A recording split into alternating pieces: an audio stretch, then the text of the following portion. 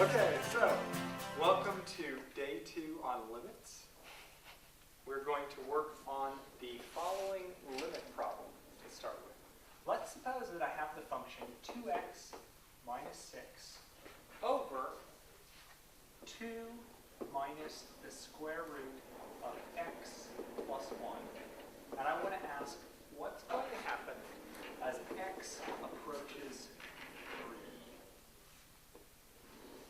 3. Can't substitute because we'll get 0 on the bottom. Okay, so the first observation is that notice if 3 goes in there, we would get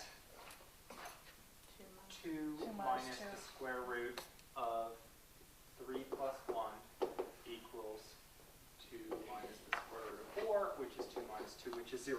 That would be dividing by 0. That means that this can't use substitution. You need to check that. You need to make sure and always check that. Okay, so that was plan A. Plan B might be Multiply by 2 plus square root of x plus 1. okay. Multiply by 2 plus the square root of x plus 1. That's either called multiplying by the conjugate or rationalizing.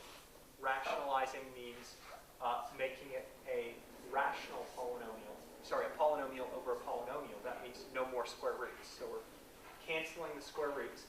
If I'm going to multiply the bottom by that, I have to do what? Multiply top. Okay, question? This is where I get confused. I picked up on the pattern of what was happening, but I don't know why. I understand we're multiplying by a fancy 1, but yours is 2 plus, where in the original problem Because, we have like, if you were minus. factoring x squared plus 16, what do you do? X plus There's 4, a x plus minus and a 4. minus. So we're canceling out so that we don't have 4 square root of x plus 1. Like you would if it was a minus. You would have 4. Okay.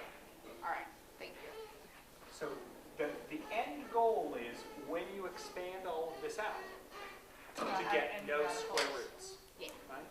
So we're suggesting this piece, but you could sort of work your way into that slowly. Let's suppose that you didn't really know what you were going to do, and you had 2 plus the square root of x plus 1. Sorry, 2 minus the square root of x plus 1. You wanted to multiply that times something, and you could pick anything to multiply it by. Well, somehow multiplying times that would make sense, right? So you might say, well, okay, so I'm going to multiply by the square root of x plus 1. That would work great, right, because that would cancel. But notice if you distributed that, Then you've got 2. what are you going to get? You're going to get this times that. That gets you minus x plus 1.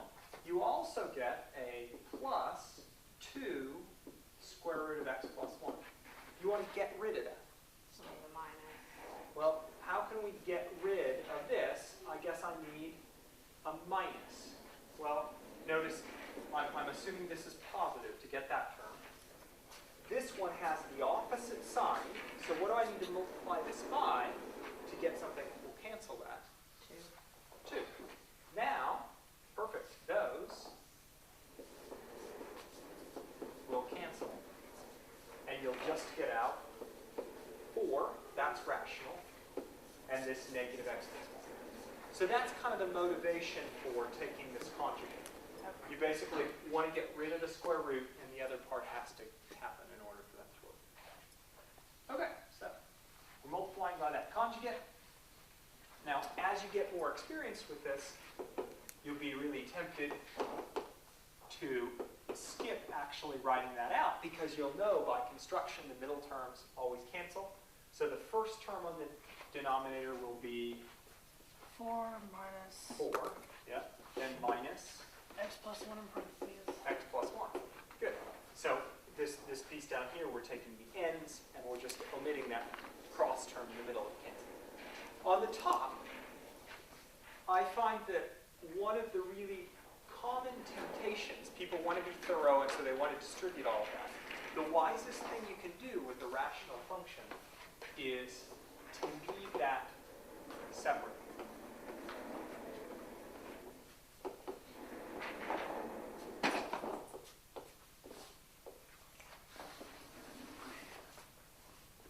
If you leave it separate, remember, we're going to be trying to cancel terms there. So if we can leave it separate, maybe we can cancel that piece out. Okay, so that's equal to the limit as x goes to 3. What am I going to have on the bottom? Still 0. 4 minus. 4 minus 4. Mommy, it still I guess I'm trying to gather like terms. Mommy, it still hurts. Oh. Just the 4. 3 minus x.